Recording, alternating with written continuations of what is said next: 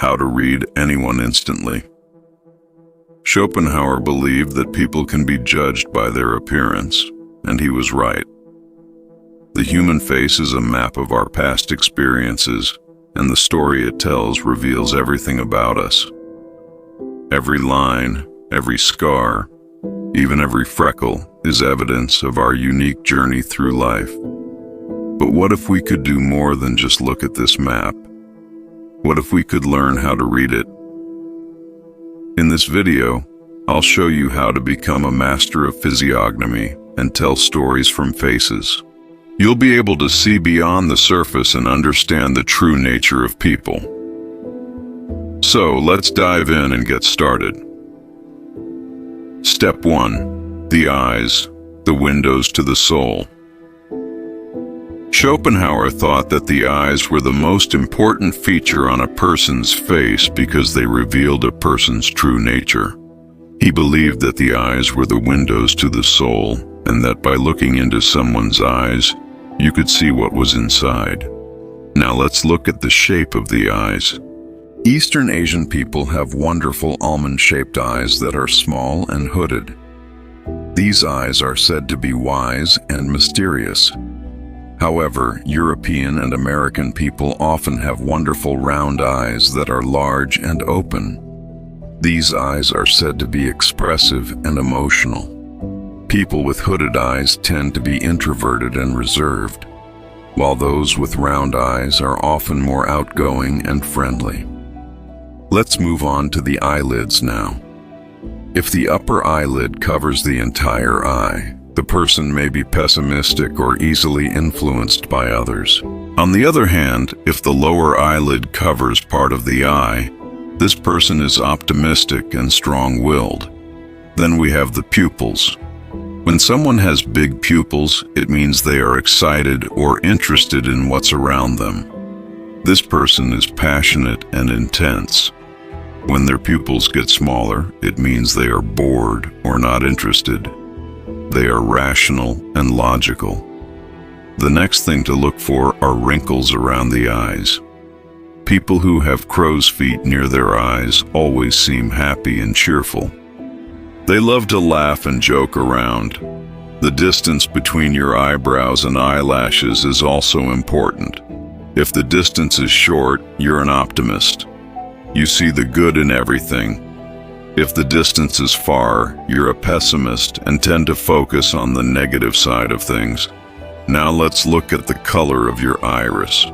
The color of your iris can reveal a lot about your personality. People with blue eyes are often seen as being calm and relaxed.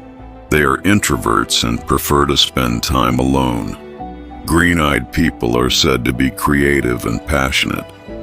They have vivid imaginations and are often artists or writers. People with brown eyes are practical and down-to-earth.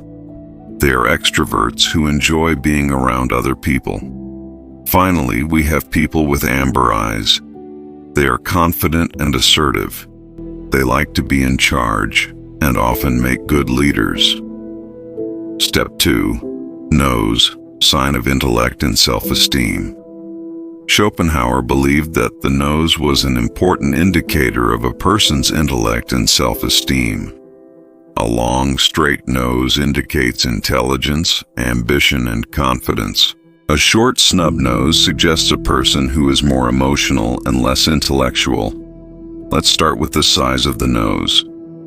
People with big noses are very smart and curious. They love to learn new things. People with small noses are not so smart, but they are very practical. What about the shape of the nose? People with straight noses are confident and ambitious. They want to be successful in life. People with curved noses are humble and modest. They don't want to be more important than others. The nostrils are also important. People with wide nostrils are very sensitive. They feel things deeply and need a lot of love and affection. People with narrow nostrils are tough and don't need much attention. The bridge of the nose is also important. People with high bridges are honest and hardworking. They never lie or cheat. People with low bridges are sneaky and dishonest. They will do whatever it takes to get what they want. Now let's talk about bumps and indentations on the nose. People with bumpy noses are passionate and emotional. They love with all their heart, but they can also hate with all their heart. People with indented noses are calm and relaxed. They don't get upset very easily. Step 3. Mouth and teeth. Indicators of will and emotion. According to Schopenhauer, the mouth and teeth could reveal a person's willpower and emotions. A full red mouth with white teeth indicates a person with a strong will and a passionate nature. A thin mouth with dark lips and yellow teeth suggests someone with a weak will and a pessimistic outlook on life. Let's start with the size of the mouth. People with wide mouths are very sociable and love to talk. They are always smiling and joking around. People with thin mouths are more serious and don't talk much. What about the shape of the mouth? People with full lips are romantic and emotional.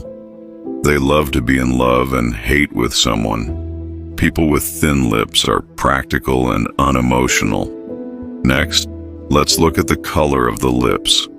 People with red lips are confident and energetic. They love to take charge and be the center of attention. People with pale lips are shy and quiet. They don't like to draw attention to themselves. Now let's look at the teeth. People with straight white teeth are honest and trustworthy. They are the kind of people you can always count on. People with crooked yellow teeth are deceitful and sneaky. They will do anything to get ahead. Step 4. Ears. Indicators of sensitivity and intellect. Schopenhauer thought that the ears could indicate a person's sensitivity and intellect. Large ears indicated a sensitive, imaginative nature, while small ears suggested a more practical, logical one. Now let's look at the details of the ears. The size of the ears is important. People with big ears are very sensitive. They feel things deeply and need a lot of love and affection. People with small ears are tough and don't need much attention. The shape of the ears is also important. People with round ears are very imaginative and creative. They are excellent artists and musicians. People with pointy ears are very logical and scientific. They are great problem solvers. The distance between the ears and the nose is also important. People whose ears are far apart are very independent and freedom-loving. They don't like to be told what to do. People whose ears are close together are very obedient and submissive. They do what they are told to do without complaining. Step 5. Forehead. Sign of intellect and imagination. Schopenhauer believed that the size and shape of the forehead could reveal a person's intellect and imagination. A high, wide forehead suggested a highly intelligent and imaginative person, while a low, narrow forehead indicated someone with a more limited intellect. The size of the forehead is important. People with high foreheads are very intelligent and imaginative. They are excellent problem solvers and creative thinkers. People with low foreheads are not so smart and not very creative. The shape of the forehead is also important. People with round foreheads are very dreamy and imaginative. They live in their own little world. People with angular foreheads are very logical and practical. They prefer to deal with reality than fantasy. Step 6. Chin. Sign of willpower and determination.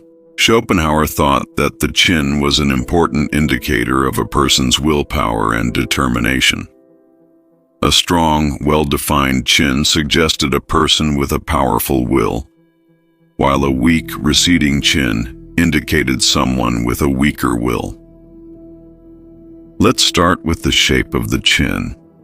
People with round chins are very sociable and love to be around other people. They are natural leaders and can easily persuade others to do what they want. People with square chins are very determined and self-confident. They are not afraid to speak their minds and stand up for what they believe in. The distance between the chin and the nose is also important. People with long faces have strong wills. They know what they want in life and are not afraid to go after it. People with short faces have weak wills. They are easily persuaded to do things they don't really want to do. Final thoughts. Once you've mastered these steps, you'll be able to read anyone instantly. But remember, physiognomy should not be used to judge people. It should only be used to help you understand them better. Schopenhauer believed that understanding people was the key to happiness, and I agree with him. When you can read people, you can avoid arguments, make better decisions, and find true friends. Thanks for watching, and I hope you've enjoyed this video. Please like and share if you found it helpful. Until next time, remember to keep learning and growing.